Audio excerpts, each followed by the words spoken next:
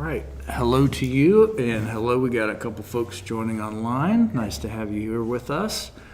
We see the McDonald's are dealing with 35-degree weather, but they say it's heading up to 75. Yeah, we're a little. You see, I got my cold weather stuff on. Had to go dig around and find it. Okay, so we are in our new book here, Voices of Advent, Matthew Skinner, and we're starting a little ahead of time. We talked about this last week. We're starting a little ahead of time. That'll just give us a chance to have a few more weeks devoted to this topic, and it is a topic that is not just a Christmas topic, but it really is something that's important as a Christian to talk about what it means for God to be born a person. And so what we're going to do is, I've got some stuff highlighted. We're just going to kind of skim through our preface and introduction and go ahead and see if we can work our way in toward the first chapter. And if there's anything that you've marked that you would like for us to talk about, please feel free to add that in. So we're going to just start with the preface, and I'm going to move along to kind of some highlighted ideas here to kind of get us a sense of what this book is all about. Over 4 chapters, we will listen to Jesus as he promises to reveal himself again in the future and complete his work on the world's behalf. So the word Advent means the coming or the arrival, and we're looking at both the arrival of Jesus as a child 2,000 years ago and also toward his second advent or his second coming, where he culminates everything at the end of time, at the end of the age. So it's 2 advents, and actually chapter 1 starts with the second advent and then goes back to the first. The second, I guess I missed that. The second advent? The second advent, or the coming of Christ. What's the first one? At the end of time. The first one is the second is at the end of time. Right. Okay, I did somehow miss that. Yeah, when Jesus comes the first time, and then when Jesus comes the second time. Okay. So the first coming, the second coming, the first advent, the second advent, the first arrival, the second arrival. All right. And we will talk about hope. That is one of the big themes. When we light our Advent candles, let's see if I can remember the right order here. So we have 4 Sundays with 4 different themes. I believe we start with hope, and then we go on to peace, and then joy, and then love. Those are the themes that we usually spend our 4 Advent Sundays talking about, or at least we bring them up in the candle lighting process. So the first one is hope, and hope really is kind of the underlying theme of Advent, because if something's coming, all right, that means it's something in the future or on the way. We're preparing ourselves for it, and hope is a major part of that, because God is changing something or revealing something or making something new or established. There's something exciting that's going to happen. So hope is a big part. Hope, peace is our second one. Peace on earth, goodwill toward men. That's, classic Charlie Brown Christmas stuff. All right, and then joy. This is how I remember. So there's usually 4 candles, and the third one is pink, whereas the other ones are either blue or purple, depending on which church and who bought the candles. Ours are blue, along with our paraments. This will turn blue, and the banners behind me, and the tablecloth on the. So and blue is royalty, and that's why purple is used as well. So it's this idea of the coming of the King, the coming of the Anointed One. But the third candle is joy. So there's this celebration even beforehand, even before his coming. We're already getting happy, and then love, of course, is is what his coming is all about. So hope is an underlying. Advent orients us all toward a sense of ultimate purpose, God's and ours, and we get caught up in, when we're talking about purpose, we're talking about meaning, and we're talking about deep meaning, or meaning that's more important than others. So we might look at the purpose of an event. You know, we were talking about a doctor visit. What's the purpose of the doctor visit? That's what you want to go in knowing what your goal is, your purpose, where are you trying to arrive. If you've got family coming for the holidays, we may ask, what's our purpose? Why are we getting together? And, you know, it might be obvious, but we may have some things we want to accomplish. We want to make sure we eat these certain things and they're on the table, and we want to make sure that we open presents at this particular time. We want to make sure certain people are there or not there, depending on the family dynamics of whatever's happening.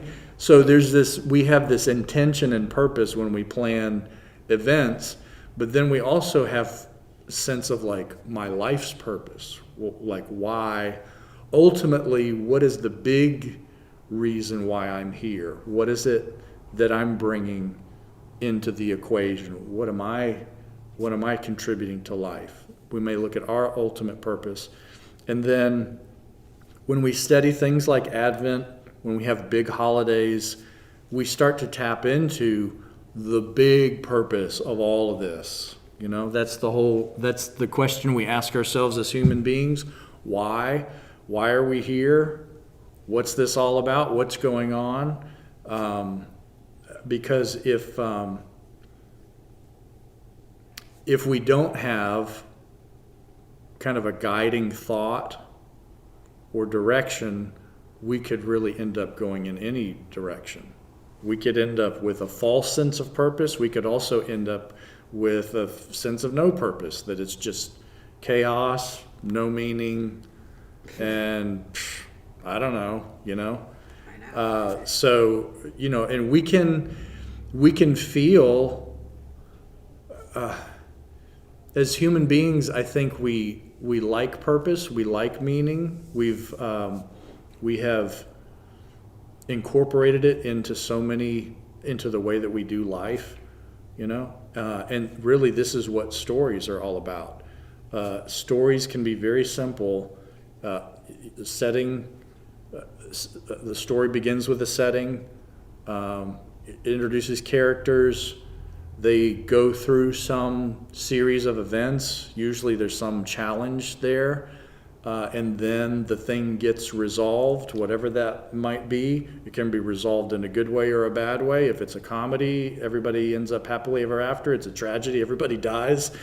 And then along the way, there's this sense of meaning and purpose, where if we're telling a story, it's helping us to make sense out of all the random things that happen in this life. And kids can tell stories when they're like, as soon as they can talk, they can tell you a story. And good ones. And good ones, yeah. And some of them are real, and some of them you don't know where they come from, you know. But we learned really early on, when we tell a story, we're putting all of the events into some kind of an order so that it makes sense. Well, what happened? What was it all about? You may have heard, or you may have done it yourself, if we excitedly just share a bunch of random facts, nobody knows what happened. If you've ever had somebody ask you, so how was your day today? And then it's just like all over the place. And that's not really what we were asking. We were asking about the purpose of the day. We're asking about the meaning. We're asking about the story. Tell me the story.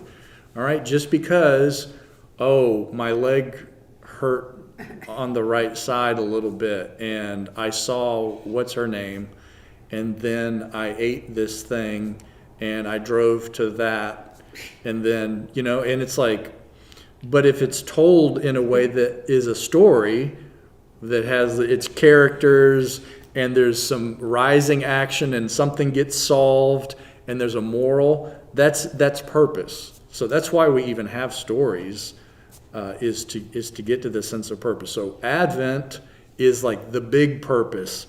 And if we have a sense of God's big purpose, then that means we're going to have an eye to the story that's unfolding in front of us. Otherwise, it's going to look like chaos, or it's going to look like some story. Two people can look at the same event, and one can tell a comedy and another can tell a tragedy, right? Some people, everything's a tragedy. I mean, I won the lottery, but it was the worst day of my life for some reason, So anyway, I wanted to put- sense of God's purpose. If you don't mind, I'd like to say that I think to have a dinner, it's good to come with a plan about the meeting, because I had the kids come over Sunday after church. Now, we had a dinner just because you can't tell them to come over after church and not feed them. But I had found the internet article about my patriarchal immigrant from Germany. It won't take a long time, but he was born in 1819. His mom and dad had 8 children, and when you read their names and when they were born and when they died, he lived to be 90 or 75 years. But all the other children died. The oldest died at 8. Some died right away because they have no names. And I thought, it was interesting for us all to hear that, because when I was little, my dad had lost a toddler brother, and Scott's mom had lost a baby sister. Children today, I feel like this was a way to introduce them to the fact that God was much more in our minds when we were young, because everybody was dying. And it's only in modern times you can live to be a long time before somebody has died. Right. So we have a lot of conversation about the older days.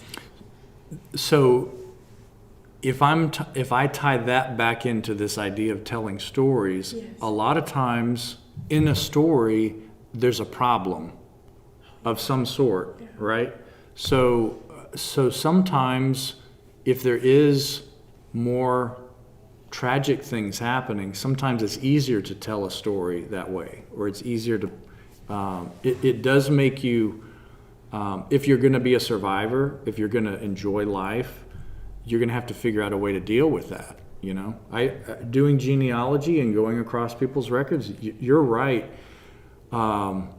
People had a lot of kids. Like the further back you go, people had a lot of kids, and there was a lot of young people. A lot of people died Baby early. died. Yeah, a lot of women died too. Yes. A lot of. So you see, and a lot of times it's in childbirth. But you see something interesting that I've seen pretty regularly is sometimes if a baby dies really early, a child that comes later will have the same name. Oh, Yeah, which I would think it would be the opposite. You wouldn't want a name. Right, exactly. But for some reason, with a lot of families, you have the same name of a child that came later on, and maybe that was their second chance, or something like that. Scott's mom was real creative, and she had like 4 living sisters and brothers, but she said they'd play with, baby might have been played with them. Oh. I thought that was so interesting. My family would not have Wow. been that creative. Right. Huh. She was born, but I don't know how long she lived, because Right. she never had a picture That's of her. nice to keep that memory. I tell my son died, and that would be Mason's grandpa. And Wow. I talk about him all the time. Yeah. I would be like, Grandpa Dave would love this, or, Right. Yes. so the memory is always there, Right. that right. he knows his Grandpa Dave. That's right, that's good, because my kids couldn't quite figure out how John Seibert in 1819 relates to me. Right. Oh. And I said, I lived with his grandson. He did. So Right. we can almost touch, even though they were in the early 1800s. Yeah. In my family, it was the other way. My middle name is Naomi because my mother had lost a child named Ruth from the Bible. Oh, Naomi. Oh. Is that right? You like it? Your name is That's Naomi my because favorite story, so I love it. good. Yeah, So a lot of times these names they're passed on from family traditions. I love I mean, the that. name Robert Hunter goes back, like my dad's Robert Hunter, my grandpa's Robert Hunter, and then What's your like middle two name? two more generations. What is your My middle name's George, and I'm junior. My dad is Are you? senior, Okay. and I'm junior. Nice. My grandpa's Robert William, and then a couple more generations, there's another Robert. So there's a bunch. So I wish they would keep that tradition, but they don't seem. keeping Our children- family first Family names name. kind of common, We have a yeah. fourth Henry. Oh, that's so good. Yeah, Yes. today it's more like it sounds cool, so Yeah. that's why we pick Exactly. We named our children after somebody, and then our daughter named her children after somebody, and it's going down. That's Katie's good. naming. Well, I had a long way to go. I have Mark, Peter, and Timothy. And then it was going to be Dickie Andrew. and Matthew, Tom, and Luke. But they just go with a middle name. They pick the modern, because I said when Katie got pregnant, well, I guess the boy's name would be Walter or Victor, and she said no. But they go with the middle name, so it's The not middle archaic. All right, I'm skipping ahead to, this is the last paragraph. It is maybe 4 sentences into the last paragraph of the preface. And just to read this sentence, at the same time, I feel called to put my hope into action and to break out of my spiritual doldrums when we sing. We're talking about songs that we sing during Advent. The Canticle of the Turning, my soul cries out with a joyful shout. You may or may not be familiar with that one. It's probably more prominent in the Catholic Church. With the reminder that God has promised to upend the world and to set it to rights. All right, so it's about God turning things around. And that also fits into Advent. It's not just the story of, oh, it's a newborn baby, oh, yay, baby Jesus. That's a part of it. You know, we always celebrate that way when we have a new baby. There's this feeling of innocence and the miracle of life and all these promises coming true, you know. So there is this part that is very much a part of Christmas and very much a part of Advent. But then Jesus grows up and he says, I don't bring peace, but I bring a sword, you know, and he has all of these like provocative sayings and he's making people mad, so mad that they kill him. So it's not just the little sweet baby that's so innocent. It's the beginning of this new thing. So this idea of God upending the world it reminds me of our text from Haggai on Sunday, the prophet who spoke to the exiles who had returned from Babylon back to Israel, and they were rebuilding the temple, and they talked about like how the new temple compares to the old temple, and then toward the end there's this prophetic announcement that God is going to shake things up, and it uses that word shake, and there's this. It's almost like this visual of you picking something up and shaking it till the money falls out, like shaking a purse, or even like shaking a person until like a piñata or something, where it's like there's this chaos that God makes happen, and in the process, it ends up bringing the blessings. It ends up bringing blessings to God's people. And that's in a way, this is also this aspect of Advent, that God's coming, not just to have a party and because it's the end of the story. It's kind of like the beginning of a lot of shaking up and a lot of change. And God promising to upend the world and set it to rights. It's God saying, I have been watching, I've been listening, I've been with you, and yes, we are on our way to make things right, because we're in the middle of that story. Anytime you're in the middle of a story, that's kind of when the intrigue and the chaos and what's going to happen, we're in that part of the story.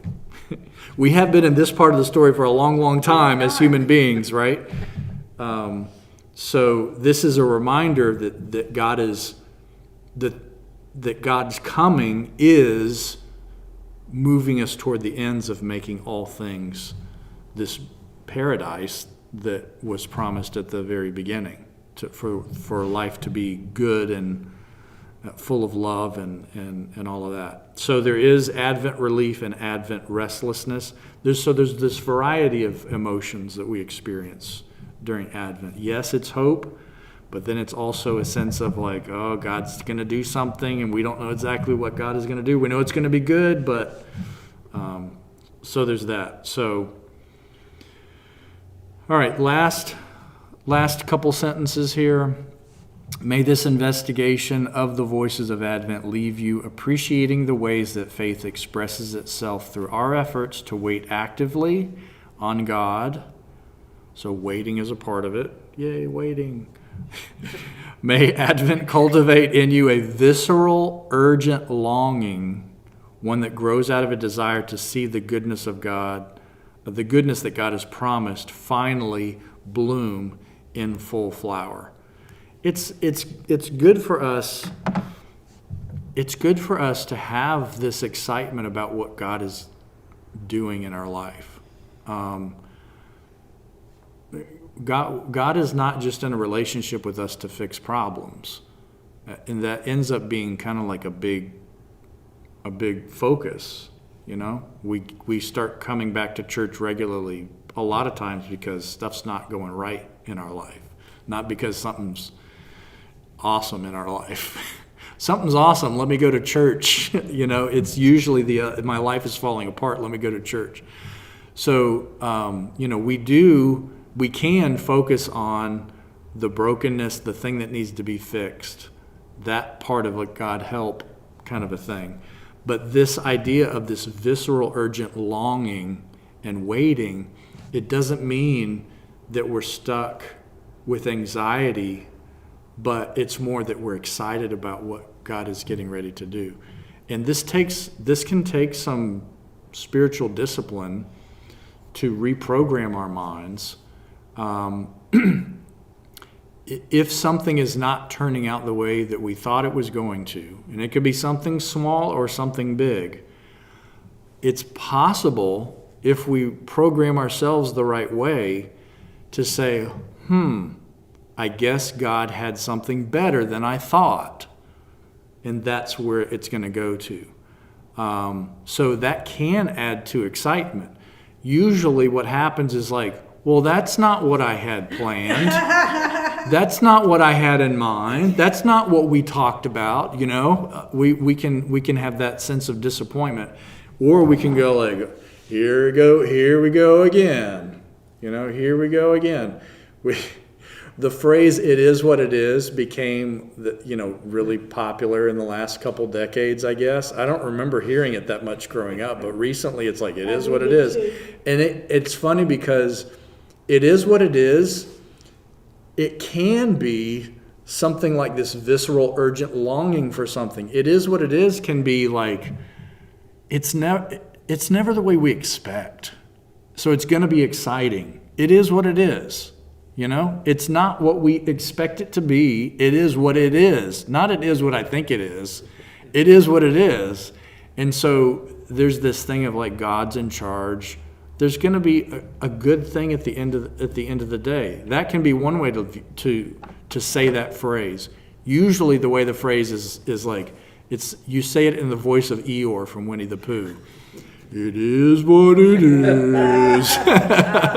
You know, and it's this depressing, like, nothing ever works out for me. Yeah. I knew something was going to go wrong, you know, and it's like, oh my goodness. This we don't need in our life. And if we hear ourselves saying it, we need to, hey, don't talk that way. Not hit in the face maybe, but like, you know, hey, don't talk that way. Or maybe we need to remind our friends and family, hey, don't always talk that way, because that's not how life really is, and I don't want to hear it. And then sometimes we just have to distance ourselves from folks that are like Eeyore. We can love our Eeyores. Sometimes you just have to be ready when you're getting ready to encounter them, and then learn how to not take Yeah, when we not let the thing weigh you down too much, you know? When we were on our cruise, Scott needs a wheelchair. Then I have to get a wheelchair because we've learned on other cruises, if I don't have one, I get lost because the guy with the wheelchair is yeah. Oh, 100 okay. miles up the road and I can't go that fast. But we were sitting waiting to get off the cruise and a lady came down and she was in a wheelchair and she was so upset because all the people didn't show her how properly to get there. Oh. And she was complaining, and I heard later my son said, I thought she wouldn't quit complaining. And I said, well, I listened because I think she's really upset because my family's here so we don't get lost. She came, they sent her down by herself, and she did. They really should have also gone with, they let you do that. But Yeah. I said, let her complain, and then I said, this is something I wouldn't have done a decade ago. I changed the subject and talked about where she was from. There you go. I didn't want to get a sad day out. Yeah, yeah. And that is another maybe spiritual discipline or a skill or a technique that can be used. We can, if we encounter the Eeyore spirit among us and the conversation starts, usually what that is looking for is some type of affirmation and some type of commiseration and some type of empathy, and it is a dysfunctional and not positive way to get something that you want or need, right? So this is similar to the 2-year-old that learns that the tantrum ends up getting them what they want. So it's like, well, I'm going to use what works, right? So a person that complains, if they're getting people to listen, if they're getting people to acknowledge what they're going through, a lot of times there's a sense of, that's my friend, my companion, the one listening to me, right?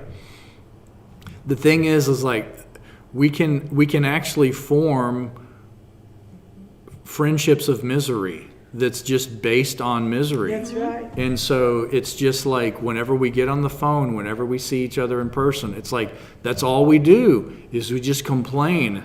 And it becomes almost a competition of like, well, this happened to me, well, that happened to me, this happened to me. Oh yeah, well this, and then it's like this back and forth, and you can walk away feeling exhausted, you can feel depressed or whatever. It doesn't make you.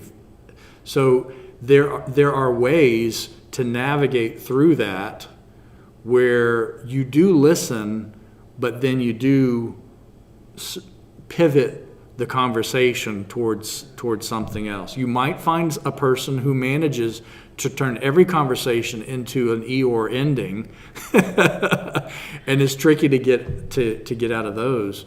But yeah, life is too short to like go Eeyore around and be surrounded by Eeyore and that type of thing. So it doesn't mean that we don't acknowledge the challenge we go through. It doesn't mean we dismiss it.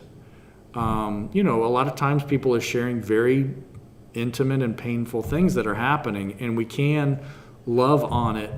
And it's not necessarily that we're telling a person to be positive or we're telling them what to do with their feelings or anything like that. Sometimes it's just moving off of that to something else. Move off to something like, oh, wow, look at the pretty flowers that you have in your backyard. Where did those come from? And suddenly we're like talking about something else. Well, it So turned out she was from St. Louis, so we had. there you go. You can Geography find in out common. little things along the way. I But it's knew. easy to get caught into these things, especially if we're stuck in a grocery line or you're at the DMV or something like that. If you're waiting in a line, it's usually the Eeyore comes out in people, right? And it's like, we start rolling our eyes and looking at each other, can you believe how slow she is and all this garbage. So anyway. That's what happened to me at the car wash that time. This gentleman wanted to talk, but it was kind of heavy, dark stuff, and turned out he was a veteran. And so I said, I remember when I was a child, we always went to Memorial Day and we'd bring all our flowers, and then they would have taps and prayers for the Memorial Day for all the people who'd been in the war.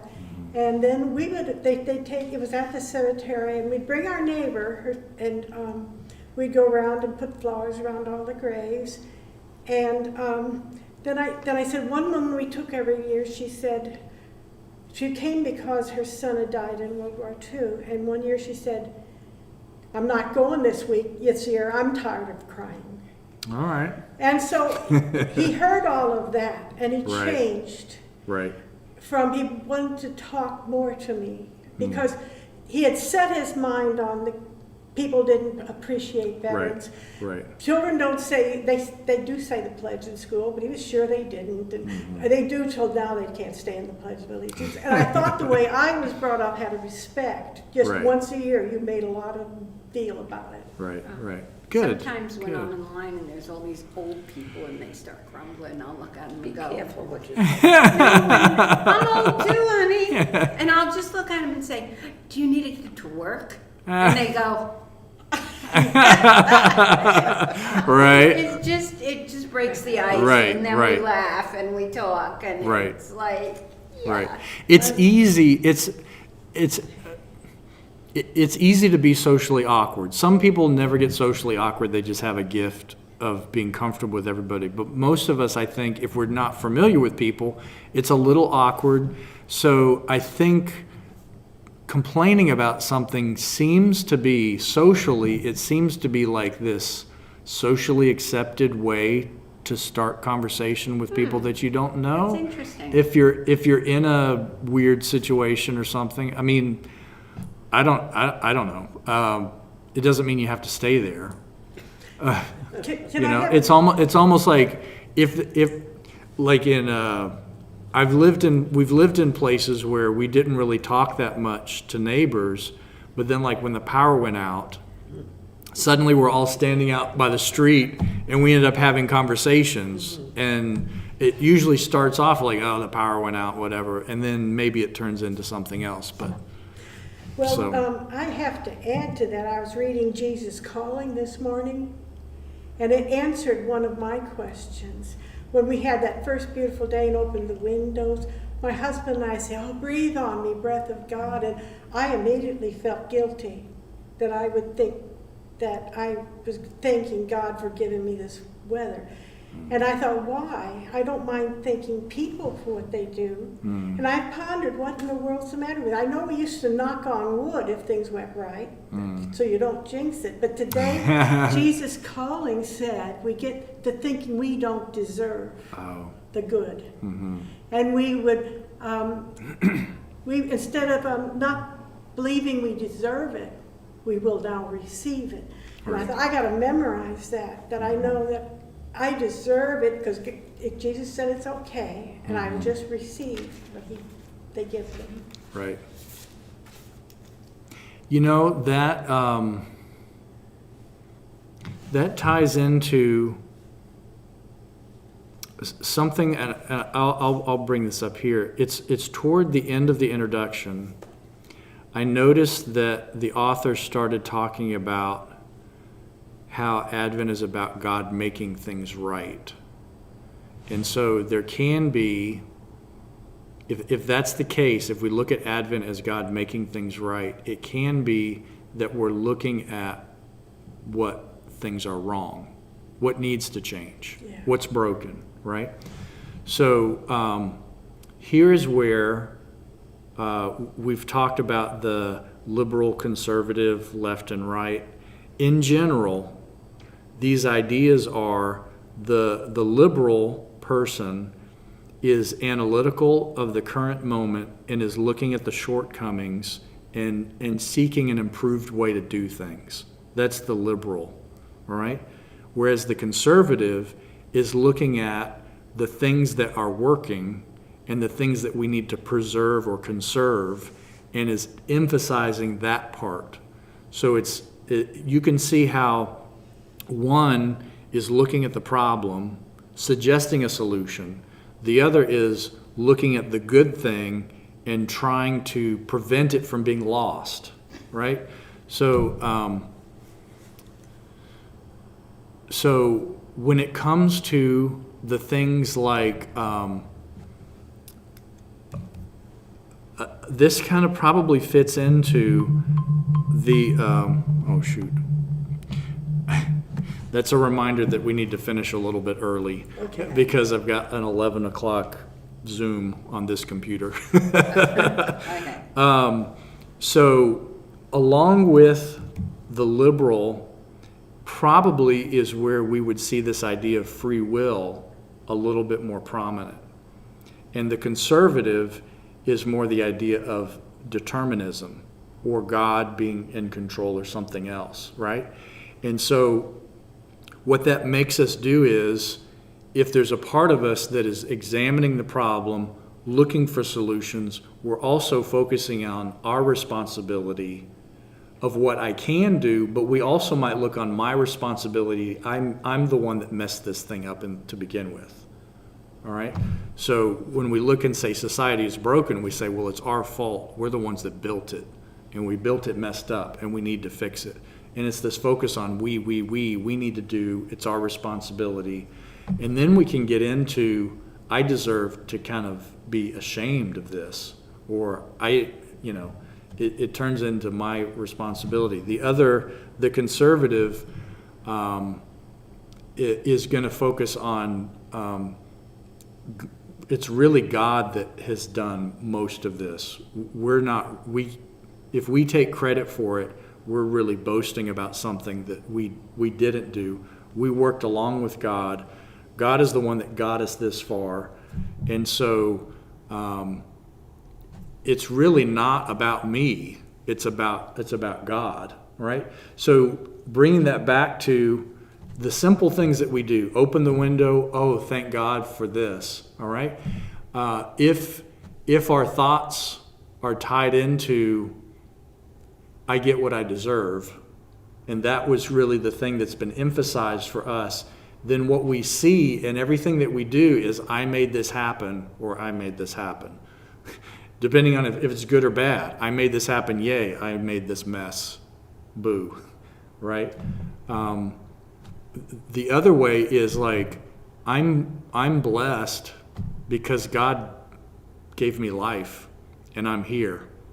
I didn't choose to be here, and I didn't ask God if I could be here, but God just said, boom, here, have this life. And so I'm going to enjoy everything that I can enjoy, and today is this breath, and so I'm going to enjoy it. It doesn't really have anything to do with me. It has to do with like God chose for Tuesday to be a windy day and cooler. So I don't know. That's a lot of rambly stuff, but it does. It begins a conversation with Christ. Yeah. That's the way I see it. Yeah. So when we're looking at Advent, there is an aspect of us asking, how do I fit into this? Advent can be a season not too different from Lent, where we're being introspective. How can I set the tone for this season? How can I make the most of this season? How can I think about others in this season? How can I not get depressed during this season? So there can be like all these plans and thinking about how, with my freedom and responsibility, how can I make the most of this?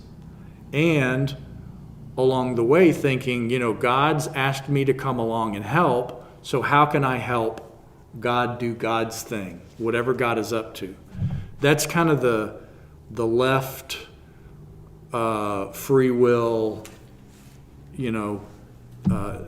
type of approach to Advent. The other type of approach to Advent is God's up to something again. Here we go. Let's see what it's going to be. I'll try to pay attention and watch. And I'm going to be hopeful because I've seen God do stuff throughout life that's always better than I had anticipated. And I usually struggle with my faith and I have my doubts, but at the end of the day, God ends up working it out again. Hopefully I can remember that, and let's just like watch God do God's thing. God is coming and going to surprise us and reveal to us something. So there's those kind of different approaches, and we do need some of both. and maybe we need to make adjustments along the way. Sometimes, like, I always remind myself of all the amazing things God did for me in the past. One time, like, God's taken care of me all my life. Why wouldn't he take care of me now? Right. And that really gives you that, okay, it's going to be okay. Right. God's got it. I always say God's got it. Right. Yep. This is into the introduction. 1, 2, 3, 4. He's got a good sense of humor too, I thought. Oh, that's an understatement. So this is in the 4th paragraph. It's different. It's a different experience to wait for something that we know is definitely coming. So we talk about waiting being a part of Advent. We're getting ready for the coming. So along the way, as we wait, how many know it is common for anxiety and waiting to go hand in hand? If you're waiting for something to download, if you're waiting for the doctor to finally come into your room because you've been sitting there for however many hours, if you're waiting for your kids to arrive for a visit, if you're waiting for whatever, waiting sometimes has anxiety. But waiting also, if we know it's going to happen, if we know for sure it's going to happen, it can be a different type of an experience. If we know a big vacation is coming, sometimes that's like great. It's like so exciting to just anticipate this thing that is going to happen. And that's kind of what we're being encouraged here to do with Advent. Is like, we're not waiting for the unknown. We're waiting for that. We know God is coming in a special way. Don't know if it's coming tomorrow or 10,000 years from now. Well, that's another thing too. Yeah. That can cause anxiety. Sure. If you don't know when.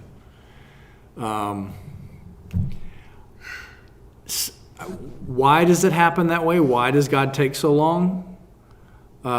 Sometimes, initially I'll say, I don't know. If I'm going to guess, one of my guesses would be maybe there's something that needs to take place that hasn't taken place yet first, before the thing I'm waiting for. Maybe there's something in me that needs to change. But people have been waiting 2,000 years. Yeah. It could be forever, Yeah. Giving them up. And the Bible says nobody's going to know. Right. Yeah. I thought the day I became a Christian, the next day So I'm not gonna Jesus worry would about come. it. Me neither. I'm like, I'll probably die and be in heaven, and then he'll come 2,000 years It's later. interesting because it's like we can't have the confidence. We know it's going to happen. But yeah, like you said, it's kind of taken a long time. Like, are you sure that's what? Are you sure that's what? And how bad can it get? It's worse. It's worse now. How much worse can it get? We're gonna end there, and we will. So we're into the introduction. We'll keep moving our way toward the first chapter, which is about the first coming. So if you haven't finished, go ahead and work on chapter 1. Oh, I knew we We're wouldn't probably get not far. gonna go. We're not gonna go past chapter 1. And hello to Maria. I see you left us some message here. 1 week in Wyoming. I don't miss Florida at all, but I miss you all so much. All right, and the thanks, uplifting and feel good message. Thank you. All right, so let's sing our closing song, and we'll pick up with this topic next week. Send us out in the power of your Spirit.